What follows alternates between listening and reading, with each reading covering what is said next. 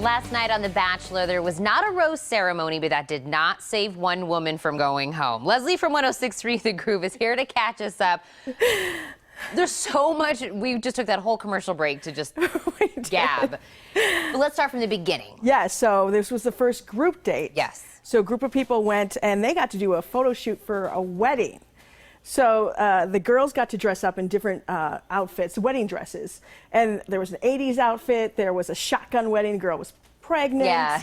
And then there was an Adam and Eve costume where she literally had bikini bottoms that were with leaves on it. And that was it. No top. I know. That was Brittany. And she was a little like, oh, I don't know about this type thing. And of course, the women took full advantage of giving him kisses, and he was not turning that away at all. I thought that was quite interesting. Yes. Wow. But very interesting that he had no problems kissing the women in front of the other women. Yes, no, he has no qualms about it, which is interesting because he's been on the other side of this. Yes. Well, when Brittany came out with the Eve outfit, Corinne, who was the villain, she had a bikini on. That was her wedding dress. Yes. She was, of course, she's smoking hot, and then Brittany walked in, and you could see she was like, oh, yeah, like she better not like steal my thunder. I'm gonna punch her in the face. And she said, I'm like, how old are we?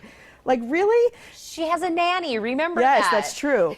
Well, during the photo shoot, you know, Brittany and him pretty hot. Yeah. And so Corinne was like, I need to one up it. So what does she do? She goes in the pool with him, and the top comes off. That black bar was needed. Yes, because she was not shy about showing him off. And in fact, at the end of the photo shoot, she's like, I want to do a Janet. Yes. And she did the old Janet Jackson yes, pose. and had Nick hold her girls. And you can see the other girls are watching. Yes, it was so uncomfortable to watch this. But Corinne doesn't care. In fact, when they were getting ready, she's like, oh, I can't wait to kiss Nick again. Like, in some ways, I was telling you, I feel like she is like Nick in a lot of ways about how aggressive she's been. But the little snide remarks she makes like that, and she said, oh, something must have been showing when I was talking to Nick. Well, the photographer, though, loved it, thought they had the best chemistry, so they got some alone time. Yeah. So we get to the cocktail party. She grabs him immediately to go talk again. So then we're talking, other people get to talk to him. She interrupts again with somebody else. That wasn't enough for her. She goes back a third time to the woman who I thought was going to be a little timid, actually. She's a mental health counselor. Yeah. But to her credit, she went no, and she went back and interrupted Corinne. And they kind of got into a little bit of a tiff there. Yes, because Corinne thought it was so rude what she did, and I'm like, look in the mirror. Like, you're just doing that. But I think at the end of that, out of the cocktail party, the message that Nick sent to the other women is going to be a long-lasting message. Because what did he do? He picked her and gave her the rose. He gave Corinne the rose. Yes, and I love Raven. She's from the small town in the South. She was like, you know, if he likes women who lead with their sexuality, no wonder he's here for a fourth time. And somebody else said, well, if I took my top off, would I have gotten the rose? I don't know. Right. I think that was a message that maybe he didn't think all the way through. Right. And then we had the one-on-one date. It went to Danielle. She's a neonatal nurse. From Nashville. But she's originally from Milwaukee, his hometown. Yes. They take a helicopter ride. He likes the Midwest, good Midwest girls. Yay. Yeah. We know which one's your favorite. You could tell there wasn't a lot of drama because they didn't spend a lot of time on them. There was a hot tub on a boat. They took a helicopter to a boat. And of course, there's the hot tub. Right. At dinner, we find out that she was engaged about 5.5 years ago, and her fiance passed away from a drug overdose. Yeah.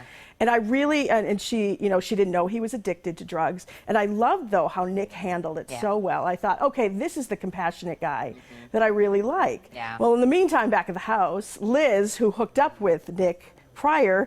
At Jade and Tanner's wedding. Yes. Had to confide in somebody that she just met. So why would they tell anyone? Just met that girl. So she confides in Kristen, and Kristen's like, oh, I won't say anything. So the next group date is a weird one. It's at the Broken Relationships Museum, which really exists in LA. It's a thing, yeah. So their thing was to break up with Nick in front of an audience. And a lot of girls were having really fun. One girl really slapped him across the face, like, wow. And that was kind of a teaser from last week, and we were like, what is it about? It was nothing. No, but then Liz gets up there and basically tells the story of how they met in a hotel lobby at the wedding. She even says Jade and Tanner's wedding. And some of the girls are like, wow, this is really personal. What Yeah. is this about? Making it sound like Nick was the one not Yeah. interested. And so then that freaked Nick out because he's like, did she tell everybody? And so he's really uncomfortable. It was awkward with a couple of the girls after the cocktail party. And then Kristen walks in and she tells him, oh, she told me everything. Of like course every she was gonna minute throw her under the detail. bus. Ah. Don't trust a girl you met 2 days ago. Right. So now he's like, well, I need to tell everyone at this point. But he first wants to talk to Liz. And I agree with him. He's like, why has she waited till now to contact me? She had 9 months to contact me and didn't want my phone number. I think she's on because she wants to be on TV. So he calls her out on it. We have mutual friends. Why didn't you contact me? Well, you were doing the Bachelor in Paradise. He goes, that was a month. Yep. Well, you had other things. You were busy. And then he goes, you could have contacted me. I don't like to talk on the phone. Can I tell you, again, I've said this before, my husband is now forced to watch this with me every night. He was like, these excuses are horrendous.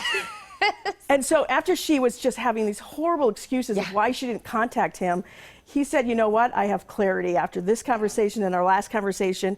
There's no future for us. I'm going to send you home. Yep. So he comes back and he says, obviously Liz isn't here. Yep. I sent her home. And then he says, He tells everyone the story. yeah, and he said, you know, we hooked up. And the look on their faces are like, and I'm like, wait a minute, it's going to end. Sure enough, to be continued. To be continued. So the fallout is going to be from here on out. Yes. We're gonna see how they react to it. Because he does expect that some women may just want to go home after this. Yeah. This is not, I don't know, this might not bode well for him. I know. I almost wonder if he should have said something right from the start. From the beginning. Yes. Yeah, shoulda, woulda, coulda, Nick. Yeah.